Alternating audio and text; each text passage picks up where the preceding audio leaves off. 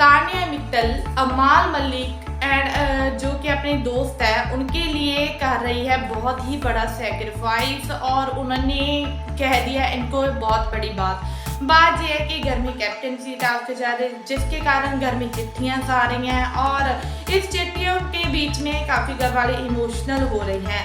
लेकिन इसी के बीच में तानिया ने बहुत ही बड़ी बात कह दी है। तानिया ने कहा है कि मुझे ना अपने दोस्त भी उतने ही इम्पोर्टेंट है जितनी मुझे मेरी फैमिली, जितनी मुझे मेरी माँ इम्पोर्टेंट है, मैं अपने दोस्तों को भी वैसे ही रखती हूँ। मेरे लिए मेरा हर रिश्ता इम्पोर्टेंट है।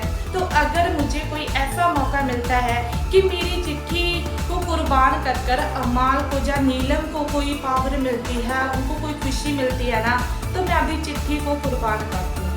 जिसको सुनकर जो नीलम है वो तो काफ़ी ज़्यादा शॉक्ड हो जाती है और अमाल भी तानिया की इस बात से काफ़ी ज़्यादा शॉक्ड हो गया कि घर से आया हुआ मैसेज हमारे लिए तानिया सेक्रीफाइस करने के लिए तैयार है।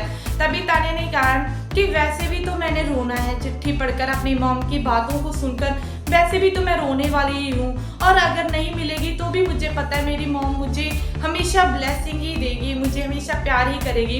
लेकिन मैं तुम लोगों को, मेरी ज़िंदगी में तुम लोग भी उतने ही इम्पोर्टेंट हो, तो मुझे अगर मौका मिलेगा तो मैं ऐसा कर सकती हूँ। अगर नीलम मुझे तुम्हारे लिए मौका मिलता है कि मेरी चिट्ठी के बदले तुम्हारी चिट्ठी आ सकती है तो मैं तब भी अपनी चिट्ठी को सेक्रीफाइस कर दूँगी। जिसको सुनकर अमाल मलिक एंड नीलम की तो पैरों से ज़मीन ही निकल जाती है कि इतनी अच्छी दोस्ती, इतनी सच्ची दोस्ती कि लड़की अपनी चिट्ठियाँ को कुर्बान कर रही है। लेकिन नीलम ने कह दिया है कि अगर तानिया तुम्हारी जगह मैं हूँ ना तो मैं ऐसा कभी ना करूँ, मेरे लिए सबसे ऊपर मेरी फैमिली है। तभी तानिया कहती है कि यही तो फ़र्क होता है ना हर इंसान में, मैं आपको ही अपनी फैमिली मानती हूँ। आपको क्या लगता है कि जो तानिया कह रही है क्या जी सही है या फिर तानिया को भी ये एक गेम ही मानना चाहिए? और क्या आपको लगता है कि अब अमाल को तानिया की इस फीलिंग को समझना चाहिए?